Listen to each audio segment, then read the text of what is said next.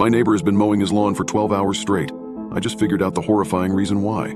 It started at 4:43 a.m. The noise jolted me awake. It sounded like there was a giant truck revving its engine right there in our bedroom. Exhaust fumes wafted in through the open window. It was a bad way to start the day. It was even worse than when I saw the neighbor getting it down with his own sibling. Anyways, that's a story for another day. What is that? Moaned my wife. We'd both slept poorly, because our daughter had crawled into our bed at 1 a.m. and kept kicking us in the face until we were both half hanging off the bed while she snored away. Start of the apocalypse, I groaned. Go back to sleep. No way can I sleep through that racket, said Vanessa. She rolled out of bed and shut the window. That helped a little, but it still sounded like war out there. She pulled the curtains back and looked through the window. It's the fucking neighbor, mowing his lawn. Before the sun is up, we need to have a heart-to-heart with him. Let him know that's not okay. Keegan, our daughter, woke up crying. Guess that's that, I muttered, getting out of bed myself.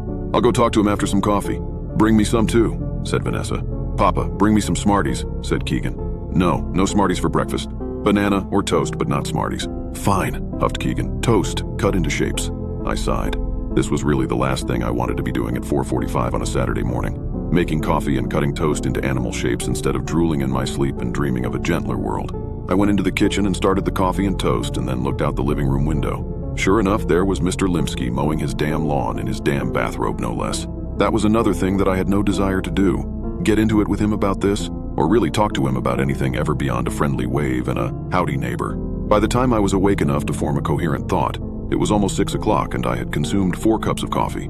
Mr. Limsky was still at it, which was strange because his yard isn't very big at all. It shouldn't take more than a 40-minute mow job, but here it was, an hour and 15 minutes later, and he was still at it. I got semi-dressed and stumbled outside. I walked across my own yard, which I noted needed mowing itself. Maybe I'll tell him that if he mows my lawn and promises to never start so early again, I'll let it go. But I knew that I wouldn't do that. I was a coward.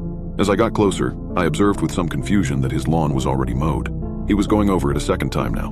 I walked up to our property line, denoted by the contrast between mowed and unmowed grass, and started waving my hands in the air, waiting for Mr. Limsky to notice me. He never did. He just stared straight ahead and kept pushing the mower. "Hey!" I shouted, but it was no good. I could barely hear myself, and so I knew that he wouldn't be able to hear me from across the lawn right behind the lawnmower. God damn it. I walked across his yard until I was right behind him. "Hey!" Nothing. I tapped on his shoulder. Nothing. He just kept pushing the lawnmower onward over the already mowed lawn. I didn't know what to do. I'll catch him after he finishes, I guess. He's in the zone.